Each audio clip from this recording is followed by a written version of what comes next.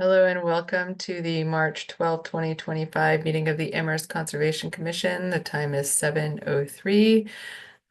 We have members present: Bruce Stedman, Rachel Loeffler. Did I say that right, Rachel? Leffler, but I answer any to either of those. Okay. Jason Dorney and Andre Guidera. Absent is Alex and Laura, and staff tonight is Aaron Jock, and Dave is not present with us tonight.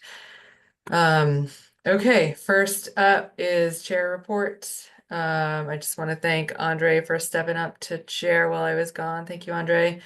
And it looks like we have another drought declaration back up to critical, level 3. So that does have implications for wetland delineations, aside from frozen grounds and snow. Director's report, Dave is not here for that one, so we can skip to land management subcommittee update, and I assume, Aaron, that we're gonna not cover that tonight due to Alex being absent, our chair of Correct. that committee. Okay. Yep. All right, so we will move into land use permits, and this is a CLU 2511 request to film at Wentworth Farm Conservation Area rehearsal and filming April 22nd to 26th. Do you want to just give us a really quick update on that one, Aaron? I can see that we Yes. have some info about it. Yeah. So this is I know we previously had a filming request at another conservation area. From what I understand, this is kind of a little more of a low-key request, less of a smaller production, I guess. And the details are in the folder, but I I talked to Dave about it in advance of the meeting tonight just to see if he had any concerns based on the previous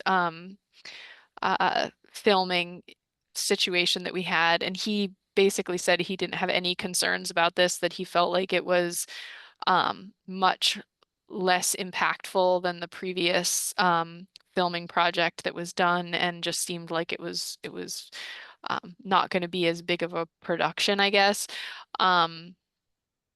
I did speak with the applicant regarding the parking being first come first serve, and basically explained I think they were planning to park at the Old Farm Road entrance, that there was limited parking at Old Farm Road, and that there was an additional parking area off the Stanley Street side of the property, where there was some additional parking, if they didn't have enough in that specific location.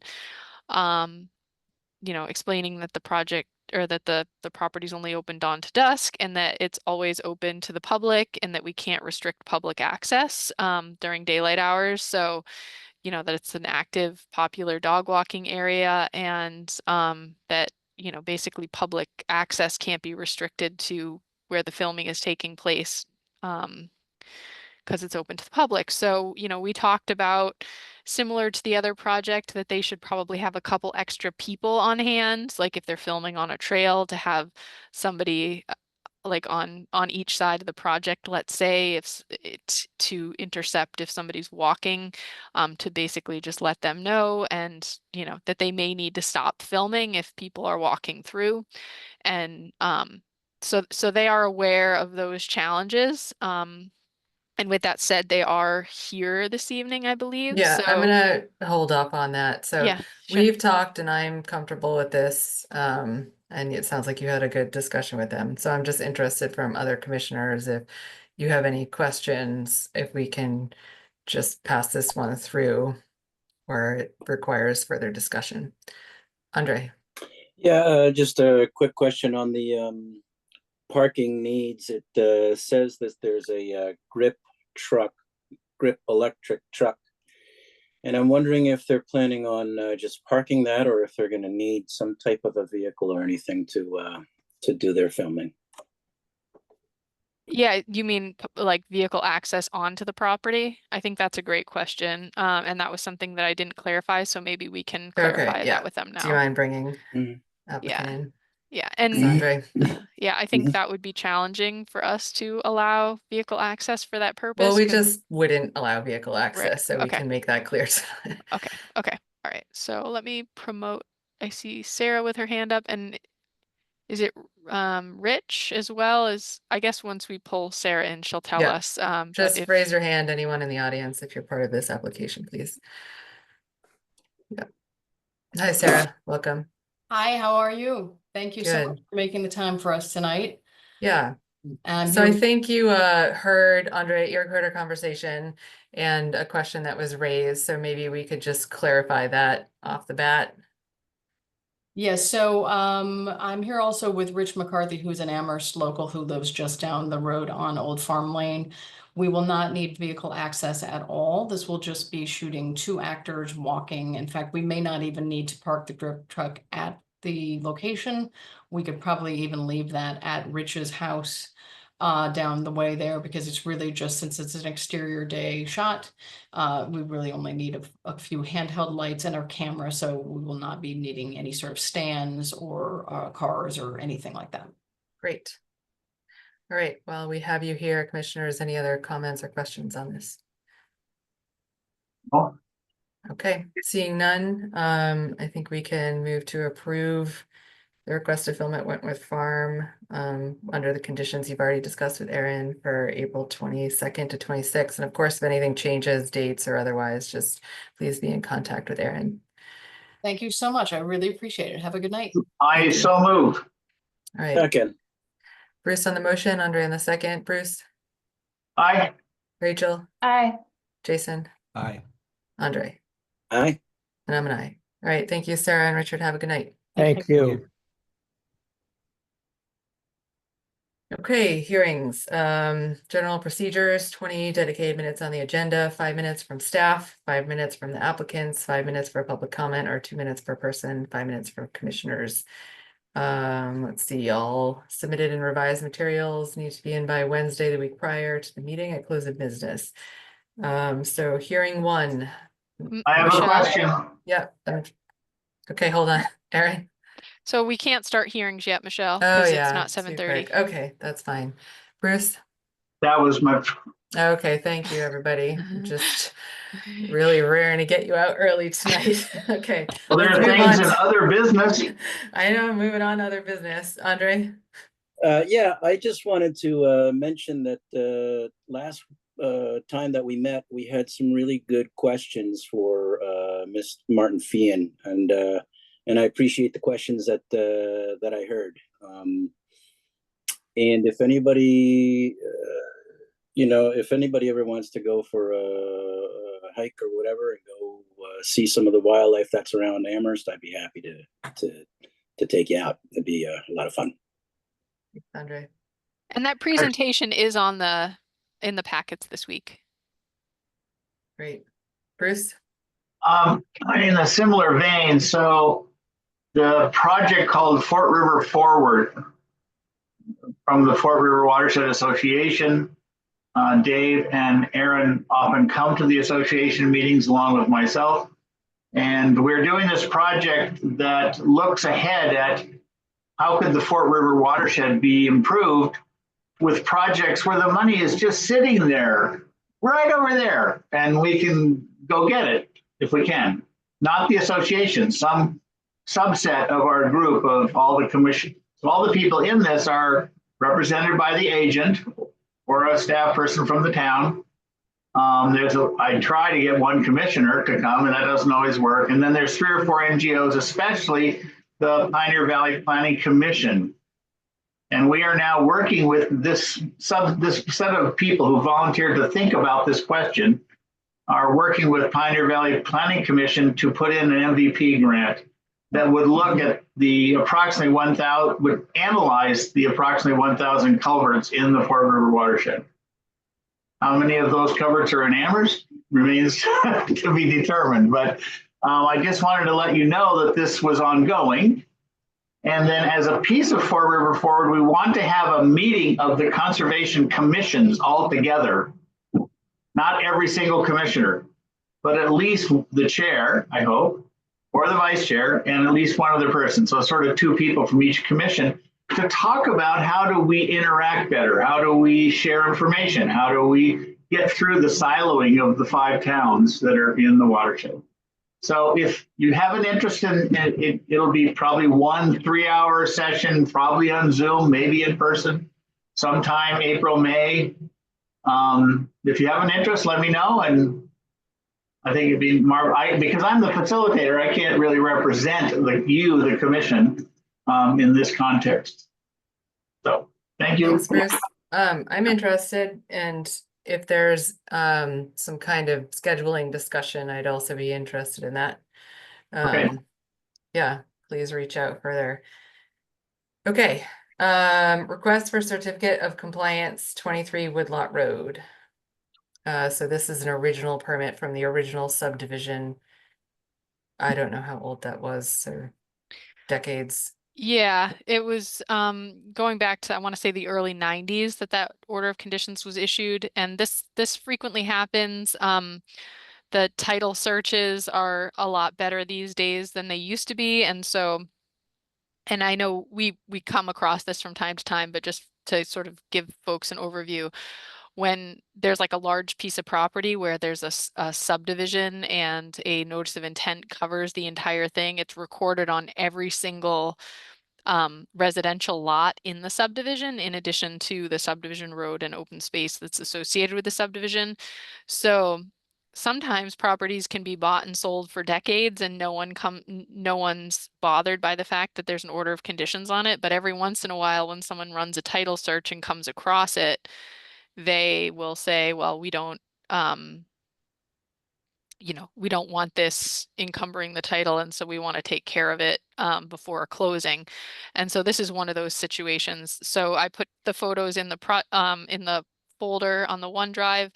I went out and did a site visit. I don't think that there's even any wetlands in jurisdiction of the lot that we're releasing, but I went out and took a look at it anyways, and the site is stable, mature growth on the site.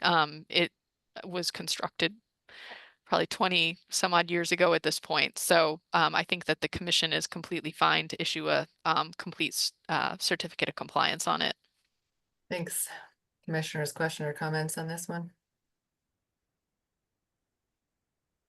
Okay, if not, looking for a motion to issue a complete certificate of compliance for 23 Woodlot Road. So moved. Second. I think Jason got that one. Rachel on the motion and Jason on the second. Bruce, Aye. Rachel, Aye. Jason, Aye. Andre, Aye. and I'm an aye. Okay. Let's see, we have Tree 20 minutes. removal. Do you want to Yeah, talk about the, let's talk about monitoring reports. I'm just gonna go down the Okay. line. yeah, Yeah, so I understand, Aaron, that there's some big construction projects that you are currently monitoring, including Hickory Ridge and Fort River. So can you just give us a touch base on that one?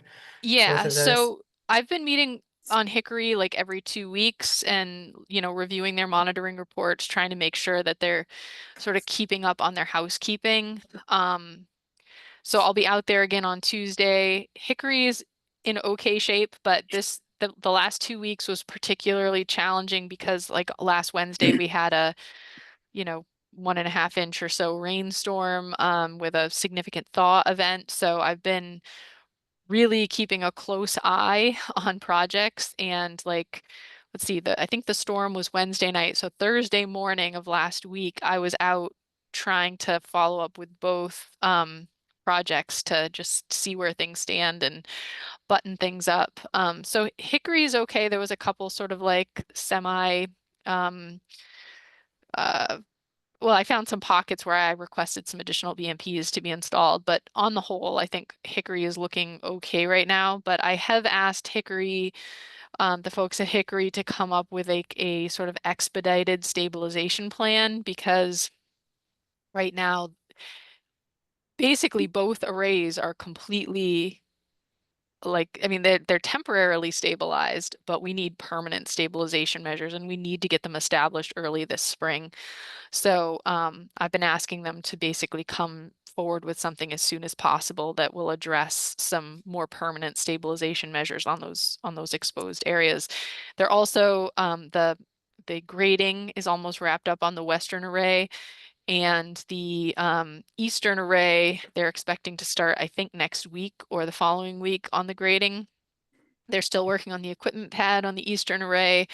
I have had conversations with the electrical inspector, and there's some ongoing sort of back and forth with the electrical inspector on some stuff out there. So we're keeping the lines of communication open, trying to keep things, getting buttoned up, and hoping for some permanent stabilization to be implemented as soon as possible. But it is a very big, very exposed, very vulnerable site. So trying really hard to stay on top of them. Similarly, Fort River was another site I was really concerned about with the big storm. I requested some additional BMPs, which they've been working to install. We also had sort of a hiccup at Fort River, which was a really unfortunate one, which is when I was out there doing an inspection, I discovered that the contractor had placed rodenticide boxes all around the project perimeter. And I counted 24 rodenticide boxes around the site. So while I was out there, forced them to clean them all up and put them into a locked container. But it's a big problem. And I did end up speaking to MDR about it, and MDR is following up because those boxes are supposed to be in buildings or near dumpsters. They are not supposed to be out in open fields. And I know that there's multiple nesting pairs of red-tailed hawks that's their hunting grounds. And so I, tried to respond accordingly, but I think, so I had a couple thoughts about this. The first is, we do have no pesticides in the Fort River order of conditions. And I know after the Fort River order was issued, we've started adding boilerplate no rodenticides as a boilerplate condition. But I do think it's a big enough issue that and it was startling enough to me. I've never seen anything like that on a construction site, that it really concerns me that happened. And especially because I don't think that they were following sort of the best management practices. And the town didn't know that this was happening. The town had no idea that these boxes were put out.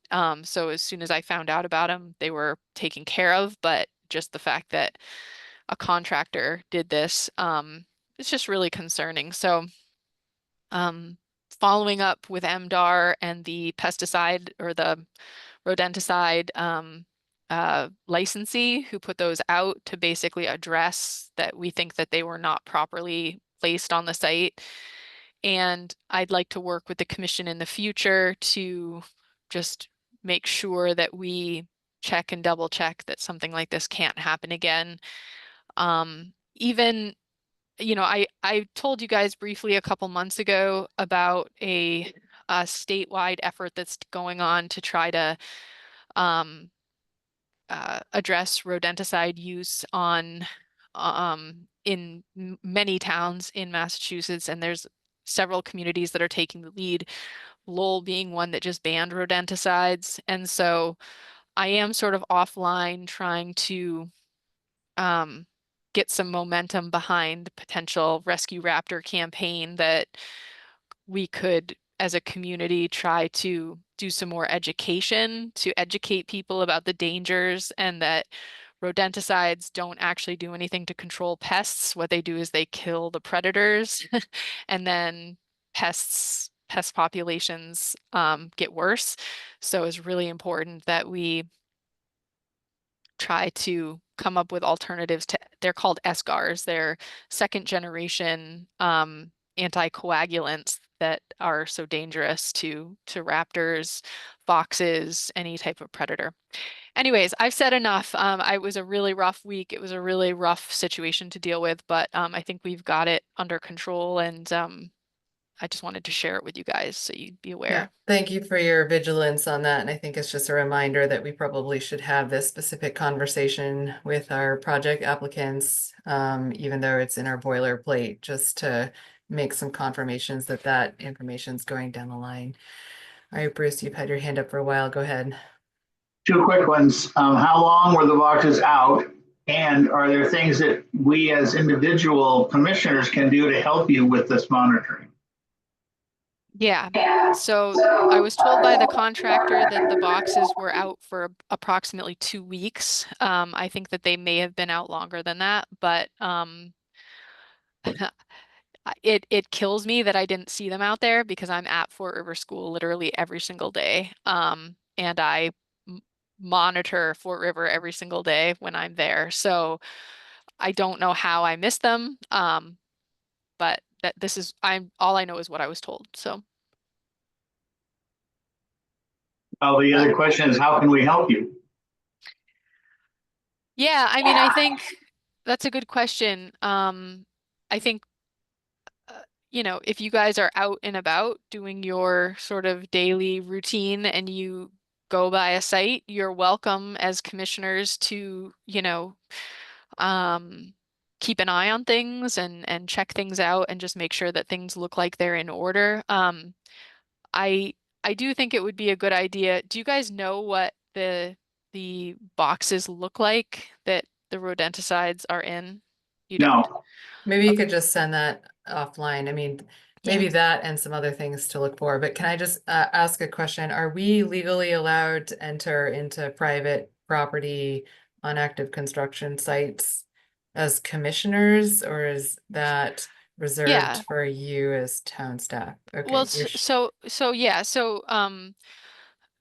the commission and staff are legally able to enter a site while a order of conditions or while a permit is active. So you Okay. are perfectly able to. I do try to tell applicants that I'm coming. I mean, I think it's just a general courtesy, particularly like when there's heavy equipment on these types of sites, particularly like if it's a small site where I can just do a drive-by or something, it's a little less concerning. But on these types of sites where you have heavy equipment and you really should have a hard hat and a vest on type thing, it's good to check in advance if you can. Yeah, I think that's a requirement for being on a construction site. But to Bruce's point, maybe if you're having overload and time crunches, you could communicate to us to see if anybody is available to assist in monitoring periodically. And maybe something fits in with someone's geography and time. So yeah, please feel free to reach out to us about that. Andre. Yeah, so just so that I can get it straight, Aaron, the wording was in the conditions that that we gave them when they went to when they applied for the permit at Fort For River? pesticides, which includes rodenticide, presumably, but we didn't have in our boilerplate specifically at that point a rodenticide condition, no rodenticide. Right. So Right. it was yes, they were warned not to use what were they warned not pesticides?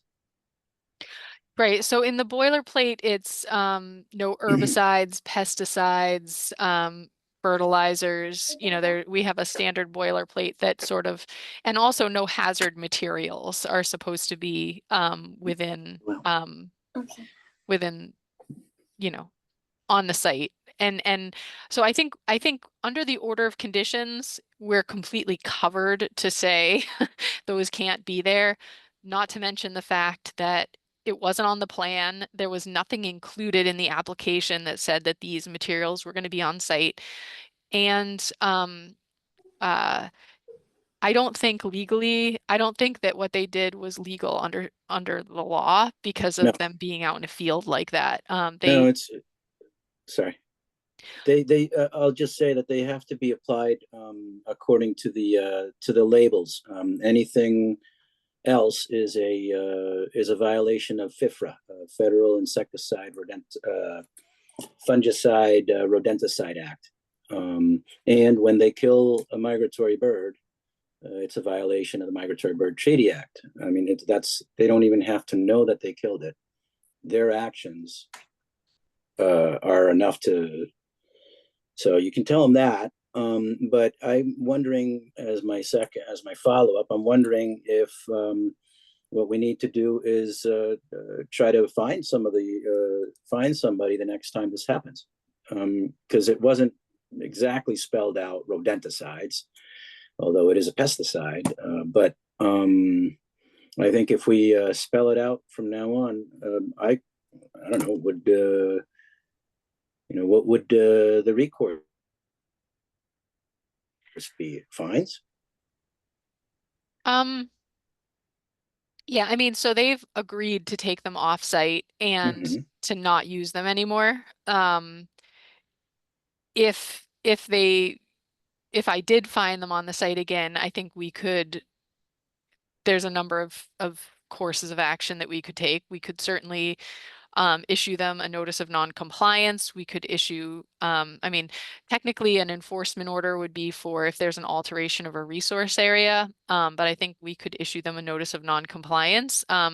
We could issue them a notice of non-compliance now. I do think that so there are some sort of there's some other things that so they were required under their contract to ensure that there was pest control as part of the project. So that was like a part of the contract they signed with the town. So I think they were trying to, address that. And maybe there was just a lack of education that, they thought they were doing the right thing. And I think a lot of the contractors do work in like some of the big cities around like Holyoke, Mhm. Springfield, where there may be more problems with, say, like mice and rats, where they would need stuff like this on the site. In this case, obviously very different environment, very different situation. And I think it was just a bad judgment call. Mhm. And so I'm not answering your question. I'm definitely skirting around it. I'm not sure. I don't know how I feel about fines. I guess that's something that we could discuss more or in the future in conditions spell out a little more clearly what the ramifications are. Yeah, Yeah. so Aaron, what Uh, about MDR? Sorry. Well, just to your point about fines, if we don't have a method to do that, does MDR have like a legal recourse?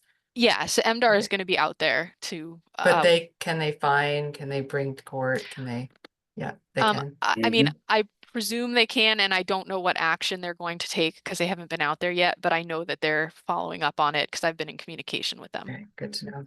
Yeah, they've been, the EPA gives MDR both responsibility and authority to act on their behalf within the state of Massachusetts. My last, so then what I'm seeing, folks, is number one, we can include wording to that effect in future boilerplate conditions, and make sure to mention it to them. But second, I think maybe the town needs to think about how the town words the pest control requirement on their contracts, because I can see how somebody might think that what they're doing is trying to do their part for the contract. So if that's something that you can talk to somebody in the town and then get back to us on whether they can do a change or modify what they're doing. Yeah, so to answer your question, yes, and yes all around. I have been in touch with the town's project manager. I was also in touch with the owner's project manager who's involved with this project, so they know what's going on. I've also been in touch with the town's facilities manager just to make them aware, like sort of isn't just again, this isn't pointing blame at anyone. I don't think anybody intentionally did this.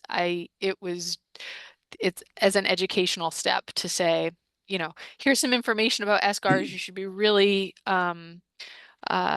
please use caution and make sure that they're being used appropriately. And I am planning, our project manager's out of town this week, but next week I'm hoping to sit down and just kind of figure out how this fell through the cracks. I think, you know, they're sort of like, well, it didn't say anywhere in the order of conditions that this was expressly prohibited, but I think they recognize the fact that it shouldn't have been out there. So everybody's sort of Mhm. acknowledging that it was a mistake, and that, you know, we're addressing it to try to make sure this doesn't happen again. But I will continue to do everything I can to make sure that I sort of have these conversations and I mean, even if it's not a conservation site, these chemicals shouldn't be being used. They're really nasty. They're killing foxes, owls, hawks all over the state needlessly when there are safe alternatives in terms of like integrated pest management, snap traps, Mhm. even just using better sanitary practices to keep dumpster areas clean can really go a long way to preventing pests. So, All right, um, I'm gonna just keep So- us moving here. So thank you for Right. continuing to have that conversation with the town. And obviously lines were crossed and communication mishaps were had, and I'd like us all to learn from that and just go in sort of not assuming anything about anybody's procedures and just making clear what our expectations are. And Aaron, maybe you can keep an eye on what the town is communicating in contracts like these. So Jason, I see your hand went back down. Bruce is up. I'm gonna go to Bruce. One sentence. Aaron, maybe put the rodenticide in the special conditions, not in the boilerplate. yeah, absolutely. All right, thank you. All right, so we're at close enough. So I'm gonna start hearing one. This hearing is being held as required by the provisions of Chapter 131, Section 40 of the General Laws of the Commonwealth and Act relative to the protections of wetlands, as most recently amended in Article 3.31, Wetlands Protection under the Town of Amherst General Bylaw. This is a notice of intent for the Town of Amherst of Public Works, Department of Public Works, the repaving a portion of the existing non-ADA compliant asphalt walkway and parking spaces adjacent to the pavilion and tennis courts at the Mill River Recreation Area, 95 Montague Road, map 5A, lots 126. Work is located within riverfront area and bordering land subject to flooding. Okay, so we're gonna do 5 minutes from staff, 5 minutes from the applicant, some public comment, and 5 minutes from commissioners each. So Aaron, I assume you know if we have an applicant here, and please bring them in. Yes. Thank you. Yep. So yes, I was out on this site walk with Paul Dethier from the Department of Public Works yesterday afternoon. The project is to make the walkways and sidewalks around the Fort River Pool and pavilion more ADA accessible.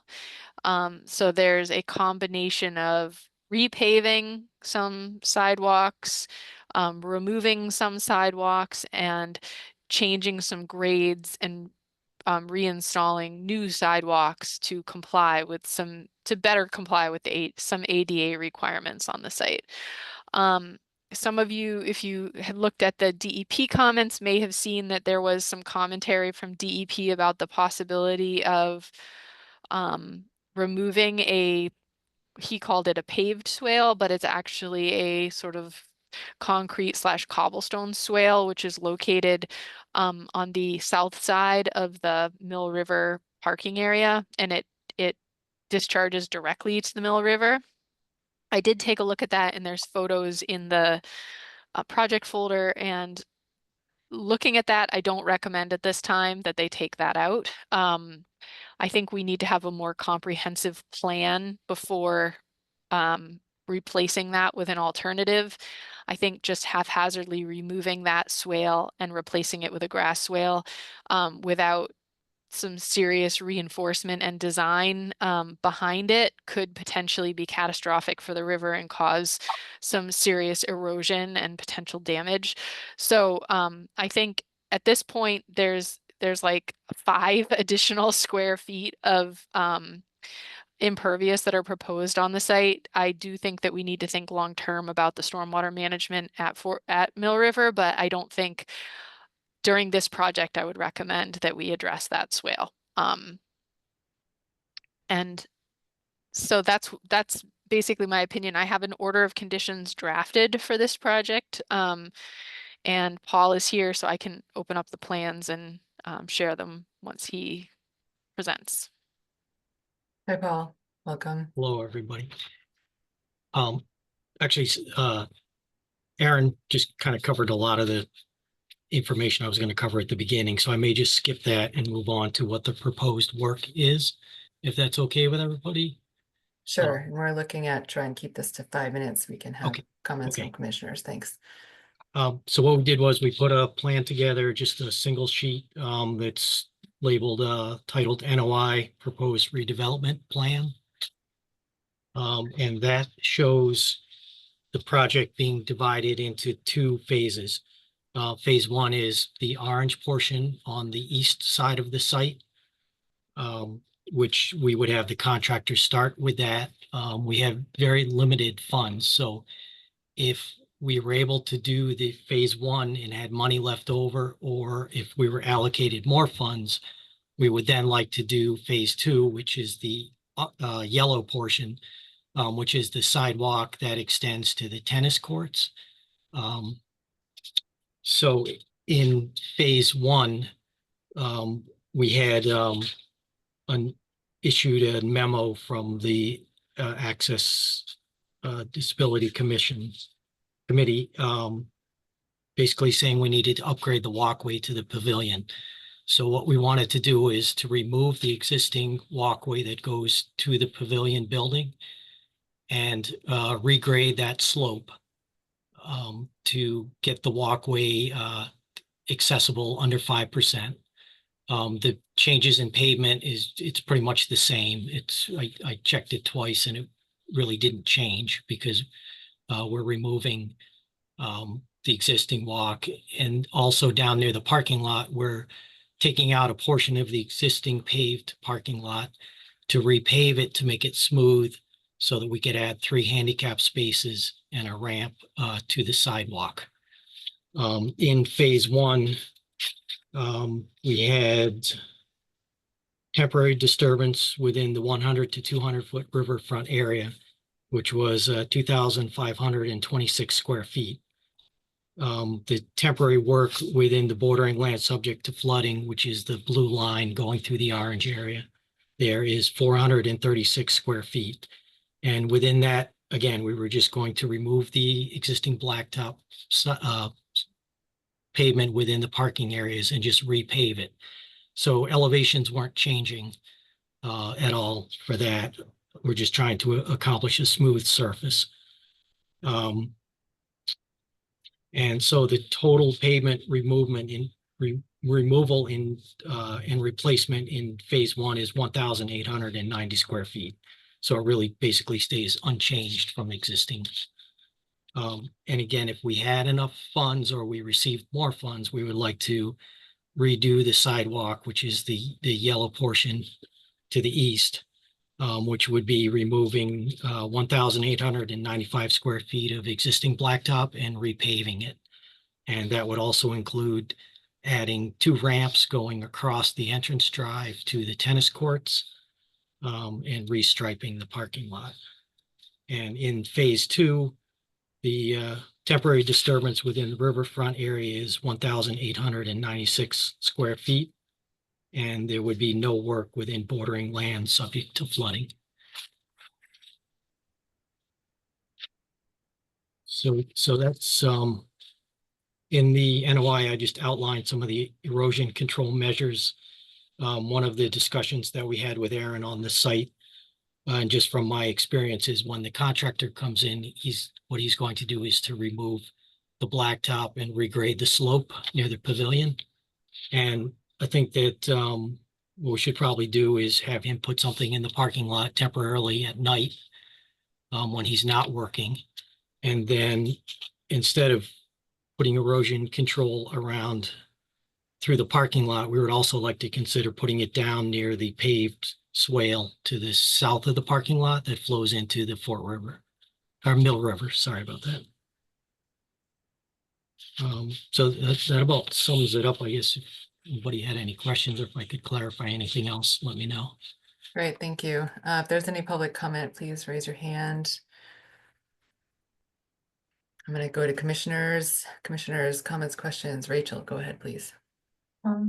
Thanks for showing the diagram of where you're working. Are there any catch basins near the area where you're working? Or is it just that channel and the paving?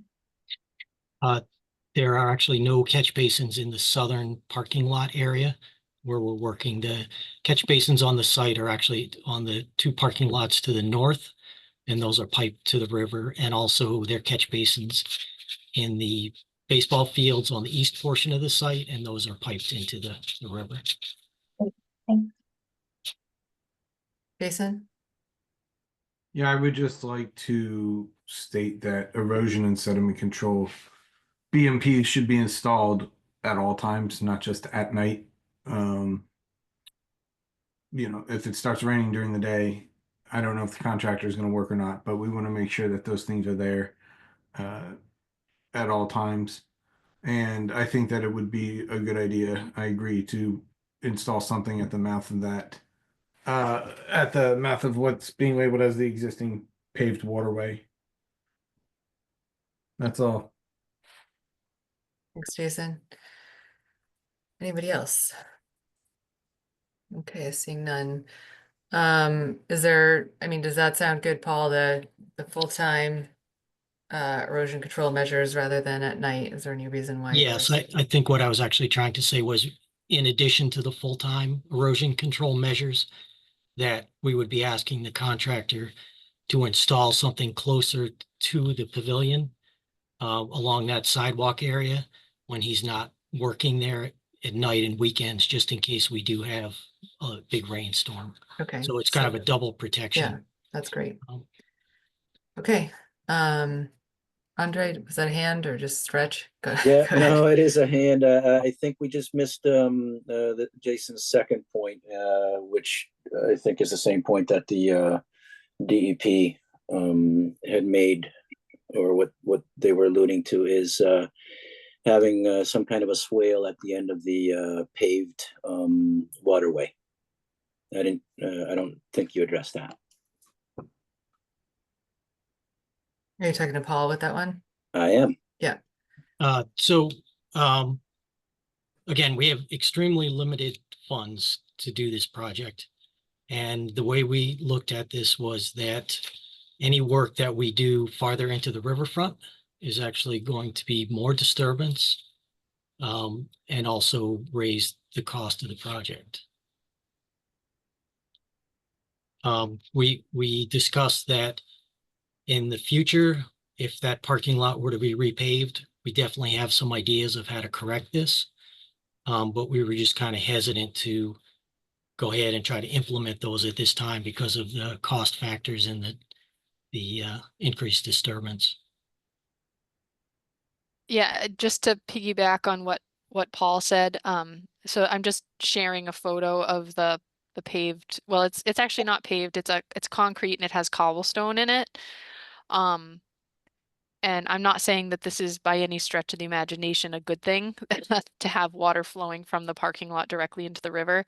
But I think what the DEP comments allude to are basically pulling this out and replacing it with a grassed swale. And in my opinion, that would be an extremely dangerous thing to do on this location. I'm not an engineer, I'm not a landscape architect, but just what I know about water and where the water is moving here, that would cause a tremendous amount of erosion and there would be problems with stability. I think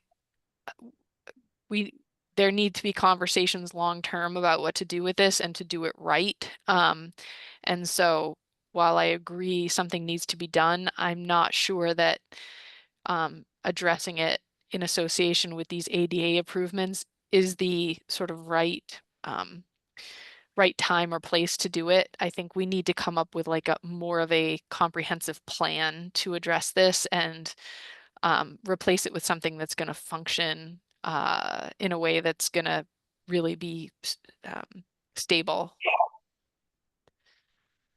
Jason? Yeah, sorry. I want to clarify my comments. My comments for a BMP there were temporary construction BMPs, not some sort of permanent stormwater BMP. So some sort of sediment control, ideally a compost sock or something like that. That's all I was commenting on. Thanks. Okay, so it sounds like I'm seeing a suggested motion here to close the public hearing and or issue an order of conditions, but we've just discussed not changing that to a grass swale. So is that in the order? I mean, do we need to specify that in how we make our motion, Erin, or is that in the order of conditions? Or are we just saying we are not accepting that DEP comment? No, I mean, I don't think that the DEP comment is anything that you're required to do. It was a sort of a suggestion. And, you know, I don't think there's anything you need to do to address it in terms of your Okay. motion. All right, so hearing that, and does anybody have any more questions or comments for the applicant? So the only other comment that I would just add is that I also agree that we need the additional controls at the limit of work to prevent material from washing into the parking lot. So I just want to make sure, you know, sometimes when we do these, like they install it at night or whatever, sometimes they don't get installed. So I just want to make sure plans include those because right now they don't. And is there going to be some sort of checks and balances, Paul, with like, because there's not going to be an erosion control monitor on this. Will you be out there Yeah. keeping an eye on them? And Yes, someone from our department will be out there. okay. So the extra line of controls can be added to the plan and DPW will be monitoring to make sure that they're actually installing that at the end of the day. Yes.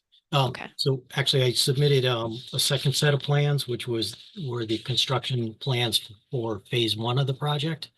So Okay. if you like, what I could do is add that information to this plan Okay. and put a revision date on it and get you a copy. That would be great. And then we'll give this to the contractor if it's all right. Okay. Jason? What's the anticipated timeframe for this project? The contractor's going to be finishing up on West Street. They have a couple other jobs, but it will definitely be spring, summer of this year. All right. Okay, so it sounds like there are some forthcoming updated plans that are going to show the erosion controls that we talked about tonight, which includes the ones that go into the river and the double enforced plan. And then those can get to Erin before work starts. But are we ready to close the public hearing and issue an order of conditions for this one? If so, please put forth the motion.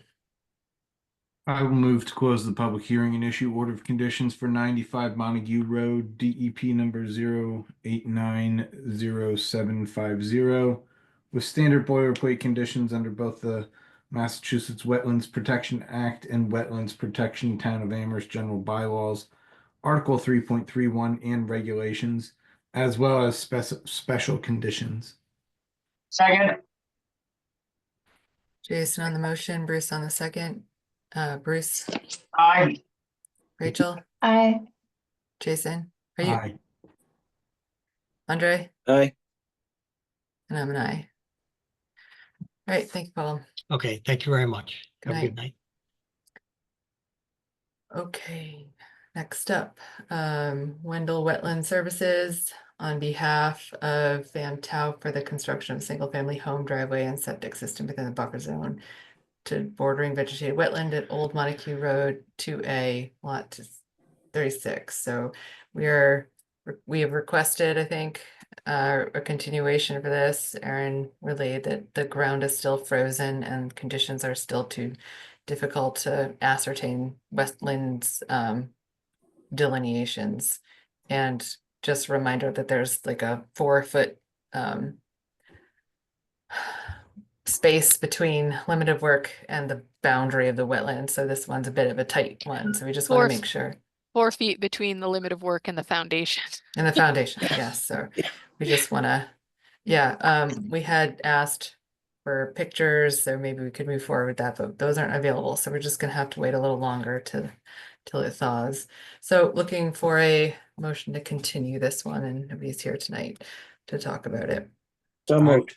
To continue the public hearing for 0 Old Montague Road to March 26, 2025 at 7:35 PM. I'll give it to Jason for effort. Thanks. Second. Second, yeah, Andre got it. Okay, Jason on the motion, Andre on the second.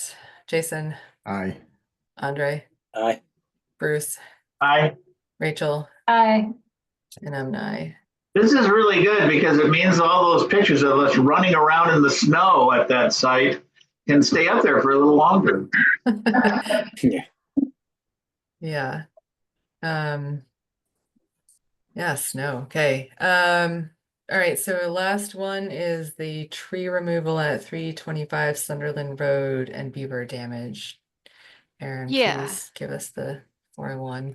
Yeah, so I'm gonna pull up the photos right now. So they're kicking off work.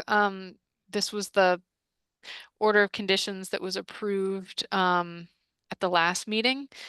And when we were out there, so this is one of the sites, there's a beaver deceiver being installed out here. And when we were out there, there was some fresh beaver activity, which was observed on 3 trees, which are immediately adjacent to a very significant, and I'm hoping I got a picture of the power. There's like power lines that run. So these are the 3 trees. You can see one here. Can you see my cursor? Yeah. One here, and then this one is also affected. And they've basically all 3 been girdled. These are just my photos from the pre-construction meeting, and I was hoping I caught one picture of the power lines, but I'm not sure I did. Let me see if I got it. There's a power line that runs, like, this is the dewatering for the work that's being done to the access road. I guess I didn't catch a picture, but right next to where these trees are, there's like 4 utility poles. They're like right next to it. So they're really concerned that these trees are gonna die and fall on the utility poles. And so they'd like to take the trees out. I asked them to leave as much height as they could so as to not affect the poles. So they said they'd leave like 6 feet on the tree to leave a little bit of like a dead snag habitat there. And then they would cut them and then remove the trees with a bucket truck so that they're not taking any equipment beyond the existing limit of work line or, going into the pond or anything to get them. But they're concerned about, for safety reasons, these trees, and as long as they're in there working, they would like to remove them. So I don't have any issue with it. I just wanted to make sure the commission was aware that this was not part of the order of conditions and it's just an extra work item that they'd like to do while they're out there. Thanks for advocating for snags. Bruce. I'm sorry I missed, but who is the they in this? The applicant, Yeah. this is the project at 325 Sunderland Road. So remember at the last meeting, we had approved a amended order of conditions for the repair of an access road between the 2 ponds, and they were going to put in a beaver deceiver. But who's doing it? The name of the applicant is. Nexamp it's the Okay. solar company that owns the The solar company, okay. Yeah, on the other Thank you. side. Yep. All right, that's all I wanted to know. Thanks, Bruce. Yeah, that's a messy spot. I drive by there a lot. Andre, did you have something? Yeah, I mean, I was there last, before the last meeting, and it was pretty obvious that those beavers have been working hard on those fairly sizable trees. So, yeah, those trees are coming down one way or another, so we may as well do it safely. Yep. Any other comments or questions on this? Okay. All right, any public comment, please raise your hand. Bruce, go ahead. Well, I'm not a public, so I'll wait. I'll give them a minute. I don't see any hands going up. Go ahead. Okay, so I just wanted to ask, and we can do more of it offline, but I read a fair amount of the UMass operations and maintenance report, which was in, I think, the correspondence. And unless I just didn't see it, there was no mention at all of the Olympia Drive parking areas and all the stuff around that vernal pool and those huge piles of mulch and soil and stuff we asked them to get rid of. There was no mention of that in this report that I can find.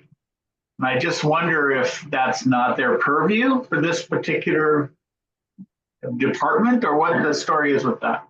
And I don't need an answer right now. I'm just noting it, that it seemed like a big omission. That whole area seems to have gone cold and offline recently. I don't know, Aaron, do you have any insights to that one? No, I know I need to do a follow-up meeting with UMass to kind of get an update on their sort of operation and maintenance, and also just like their up and coming projects.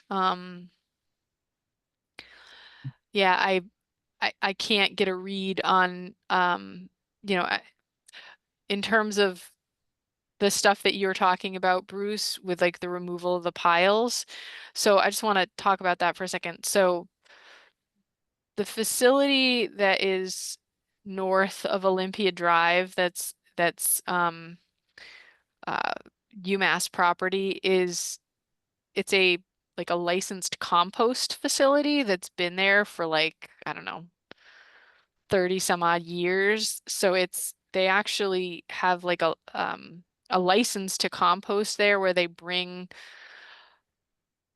manures and stuff to compost them and use them for, I think there's like gardens associated with the agricultural school that they use them for. I know as part of the NOI application, the discussion came up about the storage of those materials, and you could see, for example, just like runoff coming from the piles toward the wetlands to the south, and that there was concern raised about that. But I think that application, there was like no action taken on it. They were going to come back, and they just decided to let it expire because they weren't ready. And I think because of that, the discussion about storage and runoff and all of that kind of stalled. But I think it's a challenging one, I guess, from a staff perspective, because it was like a previously permitted or previously approved facility that's there. So it's not like it's a little challenging, I guess, for me to say, oh, you've got to like remove all of this material. I don't know that we can do that. So Noting that it's not in this report at all, and I wondered why. That's all I was trying to say. So, yeah. Thanks for paying attention, Bruce. Yeah, absolutely. I really appreciate that you're reading that stuff. I think that I need to we had requested at one point to have like quarterly meetings with UMass to get more communication with them on projects coming through, because I mean, I think everybody agrees, like the pavilion project and the culvert replacement project, those were situations that could have been resolved if we had had a little bit of communication ahead of time. So I do need to follow up with UMass and get an update on where things stand. And I think it would be a good time for me to ask them, about that area. And so I can make an effort to do that. Sure, thanks, Erin. Jason? If that's a permanent composting facility, they shouldn't have any runoff coming out of that facility, I would think. Certainly not any runoff coming into wetlands. So if that is the case, maybe it would be beneficial to look into that permit and make sure that they're actually abiding by all of their permit requirements. Yes. When I've dealt with permitted composting facilities in the past, runoff was a very big thing, and you weren't allowed to have any. So Jason, I have a question about that. So, seeing as I think this was something constructed as part of the Stockbridge School going back several decades. And we don't own the property that this material is, I mean, it's up gradient, so it's, the property in question is downslope of where this facility is located, and it's owned by UMass. So like where would the trigger point be in terms of like runoff, and how would you document that? Because like I could see if it was like a different landowner who was saying, we don't want this runoff coming onto our property, and they were, asking us to intervene. But in this case, it's the same property owner, and other than like photos where you can see water running off the piles toward the areas, I'm not sure what else we could, like, what other trigger there would be, like water testing or. Yeah, I mean, I think just initial visual Mhm. observation, and I don't know if that's something that we can do, Mhm. but if they are impacting the resource, I would hope there's something that we can do and we can see it. Mhm. But nonetheless, I mean, if it is a permitted facility, they have requirements, and I hope that whoever permitted, whatever agency is responsible for permitting that facility, is out there at least occasionally to make sure that they're meeting those requirements. Yeah, Especially if they're like, if it's manure, and there's not just manure, but also just like as all that wood decomposes and stuff, there's a lot of stuff in there that can have really detrimental effects to especially aquatic um, environments. So, Kristen from SWCA did offer to come to talk to the commission. I'm wondering if I should invite her to come to have this conversation with the board. So, hold on, for what was the purpose of that visit? Well, to talk about the composting facility and just Oh, to specifically? Okay. yeah, just to circle back on the composting facility and the runoff coming to that wetland, and just see if, I mean, I don't know. I mean, I can also talk to her offline I and. think that may be good, but maybe talk offline, and before we Mhm. invite her to a conversation, we should probably have some due diligence time to find the original permit, who's responsible, and that's just to inform a conversation, because I don't want to just talk in circles.